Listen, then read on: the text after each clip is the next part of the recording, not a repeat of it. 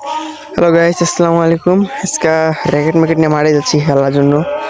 বিকাল টাইমে এখন বাসায় বসে দেখা মোবাইল টিপাতে ভালা পোলাপানের সাথে খেলিগা র্যাকেট খেলিগা যাচ্ছি। এখন ডিসেম্বরের মাস চলে এসছে, এই সময় অনেক ওয়াজ মাহফিল হয়, চারোদিক থেকে খালি জান্নাতি সুর শোনা যায়।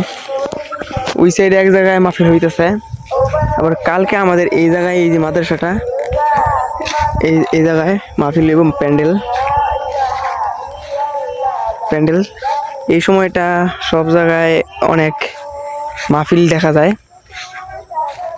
ওই সাইডে কোনো জায়গায় যিনি মাহফিল হইতেছে, মাইকে গজলের সুর শোনা যাচ্ছে, ভালোই লাগে এই সময়গুলা শুনতে।